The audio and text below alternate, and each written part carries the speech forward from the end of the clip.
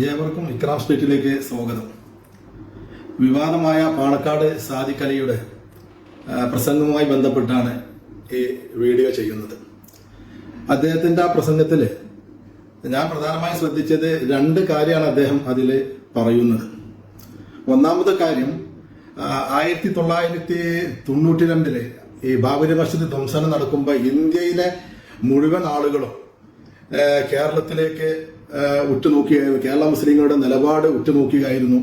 പാണക്കാട് തങ്ങന്മാര് എടുക്കുന്ന നിലപാടിലേക്ക് ഉറ്റുനോക്കുകയായിരുന്നു എന്നാണ് അദ്ദേഹത്തിന്റെ പ്രസംഗത്തിലെ ഒരു കണ്ടന്റ്.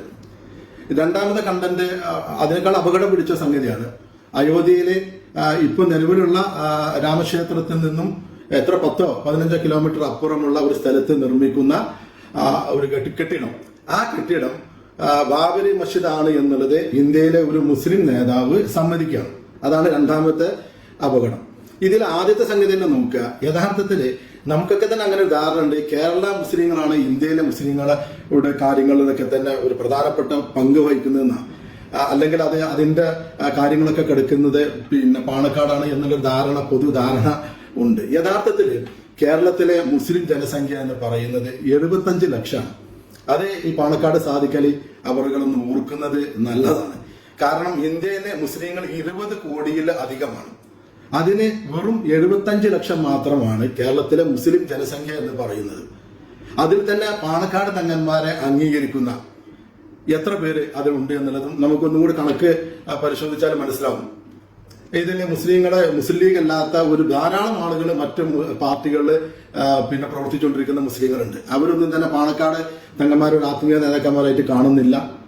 അതേപോലെ തന്നെ സമസ്തയിൽ തന്നെ ഒരു വലിയ വിഭാഗം ആളുകൾ പാണക്കാട് തങ്ങന്മാരെ ആത്മീയമായിട്ട് കാണുന്നില്ല.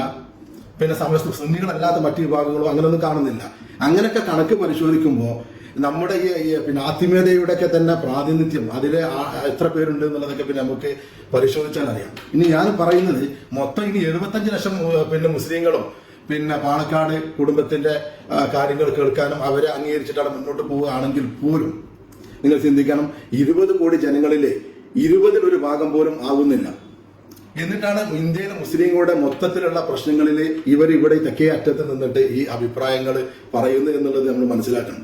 യഥാർത്ഥത്തിൽ മിനിഞ്ഞാന്ന് നടത്തിയ ഉത്തരേന്ത്യയിലെ പ്രധാനപ്പെട്ട മുസ്ലിം സംഘടനയുടെ ലീഡേഴ്സ് അവർ ഡൽഹിയിൽ ഇരുന്ന് പ്രസ്താവന ഇറക്കി കഴിഞ്ഞു. ഇതുമായി ബന്ധപ്പെട്ടിട്ട് ക്ഷമക്കൊരു അതിരുണ്ട്, ഇനി ഇങ്ങനെ ഇതുമായിട്ട് മുന്നോട്ട് പോകാൻ, ഈ രീതിയിൽ മുന്നോട്ട് പോകാൻ സാധിക്കില്ല എന്ന് പറഞ്ഞെടുത്താണ് ഇങ്ങനെ തലക്കെന്നിട്ട് ഈ പറയുന്ന വളരെ കുറഞ്ഞ ജനസംഖ്യയുള്ള ഒരു പ്രാതിനിധ്യം അവകാശപ്പെടുന്ന ആൾ ഇവിടെ ഇരുന്നിട്ട് ഈ കാര്യങ്ങൾ പറയുന്നത്. അപ്പോ ഈ വക സംഗതികൾ മൊത്തം ദേശീയ മൊത്തം ഇന്ത്യയിലെ മുസ്ലിങ്ങളുടെയൊക്കെ തന്നെ കാര്യങ്ങളിലൊക്കെ പ്രസ്ഥാനം എടുക്കുമ്പോൾ മുസ്ലിങ്ങളുടെ ജനസംഖ്യ ഒന്ന് പഠിക്കുന്നത് നല്ലതാണെന്നാണ് അതിനെക്കുറിച്ച് എനിക്ക് പറയാനുള്ളത്.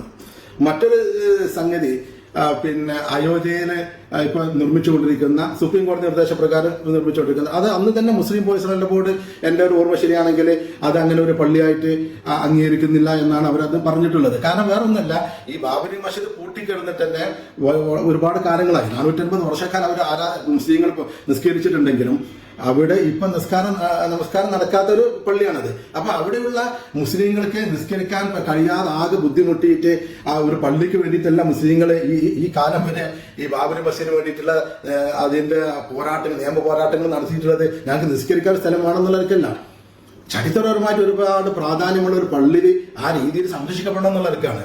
ഇപ്പൊ നാളെ ഇനിയിപ്പോ താജ്മഹലിന്റെ കാര്യത്തിൽ അവകാശവാദം വരാൻ വേണ്ടി പോവാണ്. താജ്മഹൽ ഇതേപോലെ തന്നെ സുപ്രീം കോടതി തീരുമാനം എടുത്തിട്ട് അതങ്ങനെ തന്നെ അത് അവകാശപ്പെടുന്ന ആളുകൾക്ക് അവർക്ക് ഹിന്ദുത്വവാദിക്ക് തിരിച്ചു കൊടുത്തിരിക്കുക. എന്നിട്ട് വേറെ സ്ഥലത്തൊരു താജ്മഹൽ ഉണ്ടാക്കിയാൽ അത് താജ്മഹലാണെന്നുള്ളത് നമുക്ക് അംഗീകരിക്കാൻ പറ്റും. അപ്പോ ഇതിനൊക്കെ തന്നെ ഇവിടെ ഇരുന്നിട്ട് ഇങ്ങനെയുള്ള അപകടകരമായ പ്രസ്താവനകൾ ഇറക്കുക എന്നുള്ളത് ഇതിൽ സാധിക്കൽ അവർക്ക് ഉള്ള അദ്ദേഹത്തിനുള്ള ഒരു പ്രശ്നം എന്താ വെച്ചാൽ, ഇദ്ദേഹം എപ്പോഴും 2 തോണിയിൽ യാത്ര ചെയ്യുന്നതാണ് ഇതിന്റെ 2-3 തോണികളിൽ ഒരുമിച്ച് യാത്ര ചെയ്യാൻ ഒരുങ്ങി പുറപ്പെടുന്നതിന്റെ പ്രശ്നമാണത്. പാണക്കാട് തങ്ങന്മാർ നേരത്തൊക്കെ തന്നെ ഇങ്ങനല്ലായിരുന്നു. രാഷ്ട്രീയത്തില് ഒരു തങ്ങളുണ്ടെങ്കിൽ സമസ്തയുമായി ബന്ധപ്പെട്ട കാര്യങ്ങളിൽ പാണക്കാട് ഉമറലി ശിഹാബ് തങ്ങൾ ഒരിക്കലും മുസ്ലിം ലീഗിന്റെ ഒരു വേദിയിലേക്ക് വന്നിട്ടില്ല. അവര് സമസ്തയുമായി ബന്ധപ്പെട്ടിട്ടുള്ള കാര്യങ്ങൾ ചെയ്യും. അതേപോലെ തന്നെ അവരുമായി ബന്ധപ്പെട്ടിട്ടുള്ള കാന്തി സ്ഥാനങ്ങളൊക്കെ അദ്ദേഹത്തിന് ഉണ്ടായിരുന്നത്. ഇപ്പോഴുള്ള ഈ സാദിഖലി അദ്ദേഹം അങ്ങനെയല്ല. അദ്ദേഹം പിന്നെ എല്ലാ തോണിയിലും യാത്ര ചെയ്യാൻ വേണ്ടി പോവുകയാണ്. അപ്പൊ എന്താ പ്രശ്നം എന്ന് വെച്ചാല് ഒന്ന് പൊതുസമൂഹത്തിലേക്ക് ഇറങ്ങുമ്പോൾ മുസ്ലിം ലീഗിന്റെ ചരിത്രത്തിലേക്ക് പിന്നാക്കം പോയിട്ടുണ്ടെങ്കിൽ കുറച്ച് കാര്യങ്ങൾ സുഖകരമല്ലാത്ത കുറച്ച് കാര്യങ്ങളുണ്ട്. അപ്പൊ അത് ചർച്ചയ്ക്ക് വരാതിരിക്കാൻ അദ്ദേഹത്തിന് മാനവികമായ ഐക്യം പറയേണ്ടി വരും, സംഘികളുമായിട്ട് സമരസപ്പെടേണ്ടി വരും, ഒരുപാട് കാര്യങ്ങൾ അദ്ദേഹത്തിന് ചെയ്യാനുണ്ടാകും. അദ്ദേഹത്തിന്റെ പ്രസംഗങ്ങളും പ്രസ്ഥാനങ്ങൾക്ക് ആ രീതിയിൽ വരേണ്ടി വരും. മുസ്ലിം ലീഗിന് ഉള്ളിൽ ചെന്നാൽ എല്ലാ മുസ്ലിങ്ങളുടെയും പാർട്ടിയാണ് മുസ്ലിം ലീഗ് എന്നുള്ളത് വരുത്തി തീർക്കുന്നതിന് വേണ്ടിയിട്ടുള്ള അഭ്യാസ പ്രകടനങ്ങൾ, മുസ്ലിം താല്പര്യങ്ങളെ കുറിച്ചൊക്കെ തന്നെ അവിടെ പോയിട്ട് സംസാരിക്കേണ്ടി വരും. അത് കഴിഞ്ഞിട്ട് അടുത്ത തോണി എന്ന് പറയുന്നത് സമസ്തയുടെ വേദിയാണ്. അവിടെ പോയാൽ അദ്ദേഹം, ഞാൻ മനസ്സിലാക്കുന്നത് SYSന്റെ സംസ്ഥാന പ്രസിഡന്റാണെന്ന് മനസ്സിലാക്കുന്നത്, നൂറുകണക്കിന് മഹലിന്റെ ഖാദിയാണ് അദ്ദേഹം. അവിടെ പോകുമ്പോ സുന്നി പ്രസ്ഥാനാണ് യഥാർത്ഥ സത്യസരണിയിലേക്കുള്ള യഥാർത്ഥ പാത എന്നുള്ളത് അവിടെയൊക്കെ പോകേണ്ടി വരും. അപ്പൊ പറഞ്ഞു വരുന്ന ആദ്യം വളരെ വിശാലമായ ഒരു കാഴ്ചപ്പാടുന്ന് പിന്നെ അത് മുസ്ലിങ്ങളിലേക്കും പിന്നെ അത് കഴിഞ്ഞിട്ട് ഒന്നും കൂടി റിജിഡായ ഒരു ആശയത്തിലേക്കും പോകാൻ അദ്ദേഹം നിർബന്ധിതമാവാണ്.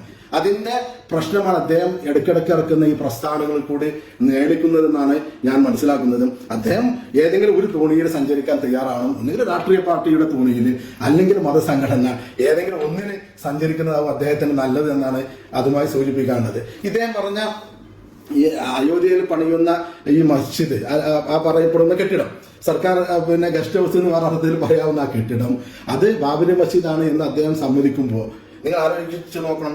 ഇവരൊക്കെ തന്നെ നമുക്ക് മദ്രസയിൽ പഠിപ്പിച്ചാൽ ഒരുപാട് കാര്യങ്ങളുണ്ട്. ഖാദിയാണല്ലോ. അപ്പൊ മദ്രസയിലൊക്കെ പഠിപ്പിച്ചിരുന്നത് മാഷറ, പരലോകത്തിന് മാഷറ എന്ന് പറയുന്ന ഒരു വിചാരണയുണ്ട്. മാഷറയിലെ വിചാരണയുണ്ട്. ഞാൻ ഈ തമാശയായിട്ട് തന്നെ ആലോചിക്കുകയാണ്. ഈ വിചാരണ നടക്കുന്ന സമയത്ത് അവിടെ എല്ലാവരും ഹാജരാക്കപ്പെടും കേട്ടോ. അവിടെ ഇതുമായി ബാബരി മസ്ജിദുമായി ബന്ധപ്പെട്ട ചോദ്യമൊക്കെ വരും, എല്ലാ ചോദ്യങ്ങളും വരുമല്ലോ. അപ്പോ നമ്മുടെ ഇന്ന് ആലോചിച്ച് നോക്കണം, ഈ ബാബരി മസ്ജിദ് എന്നുള്ള ഈ രാമക്ഷേത്രത്തിന് ആരും എതിരല്ല എന്ന് അദ്ദേഹം പറയുന്നത്, അത് ആരും എതിരല്ലല്ലോ. രാമക്ഷേത്രത്തിന് ആരും എതിരല്ല. പക്ഷെ അത് ബാബരി മസ്ജിദ് എന്ന് പറയുന്ന ഒരു പള്ളി നിന്ന സ്ഥലത്താണ്, അത് തകർത്തിട്ടാണ് ആ ക്ഷേത്രം പണിതത് എന്നിടത്താണ് പ്രശ്നം.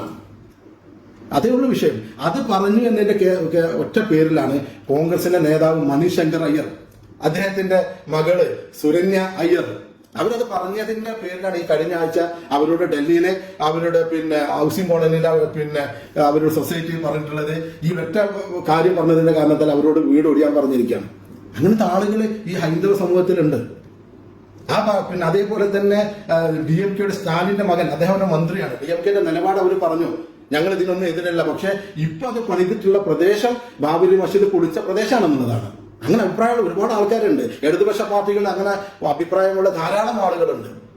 അതേപോലെ എനിക്കറിയാം ഇതേപോലെ തന്നെ STPയിലുള്ള തുളസീധരൻ പള്ളിക്കല്, എനിക്കറിയാവുന്ന ആള് കൃഷ്ണനരഞ്ഞിക്കല്, ഇങ്ങനെയുള്ള ആളുകളൊക്കെ തന്നെ അവരൊക്കെ പറയുന്നത് ഇത് അങ്ങനെ ഒരു ക്ഷേത്രമായിട്ട് അംഗീകരിക്കാൻ സാധിക്കില്ല. കാരണം ഇതൊരു തർക്കമുള്ള പ്രശ്നമാണ്, അല്ലെങ്കിൽ അവിടെ ഒരു പള്ളി ഉണ്ടായിരുന്നുള്ള തർക്കമില്ലാത്ത വസ്തുതയാണല്ലോ. അത് തകർത്തിട്ടാണല്ലോ ഇങ്ങനെ ക്ഷേത്രം വന്നിട്ടുള്ളത്, അത് ശരിയല്ല എന്ന് നിലപാടുള്ള ആളുകൾ ഇങ്ങനെ ധാരാളം ആളുകളുണ്ട്. ഇങ്ങനെ ഇത്രയും ആളുകളൊക്കെ തന്നെ ഈ മാഷറയിൽ വിചാരണയ്ക്ക് എത്തുമ്പോൾ ഇവരൊക്കെ തന്നെ പടച്ചവനോട് പറയുന്നതും ഈ സാദിഖലി തങ്ങൾ പറയുന്ന കാര്യം വെച്ചാൽ ആരുടേതാണ് നമ്മുടെ ദൈവം സ്വീകരിക്കുക എന്നുള്ളത് ഒന്ന് ചിന്തിക്കുമ്പോൾ ഒരുപാട് തമാശയും അതിനൊക്കെ തോന്നുന്നുണ്ട്. ഏതായാലും പറഞ്ഞു വരുന്നത്, ഈ സാദിഖലി എന്ന് പറയുന്ന ഈ മുസ്ലിം ലീഗിന്റെ സംസ്ഥാന പ്രസിഡന്റ്, അദ്ദേഹം രണ്ട് കാര്യമാണ് ഇപ്പോൾ ചെയ്തുകൊണ്ടിരിക്കുന്നത്. അദ്ദേഹത്തെ നിരീക്ഷിച്ചാൽ നിങ്ങൾക്ക് മനസ്സിലാവും.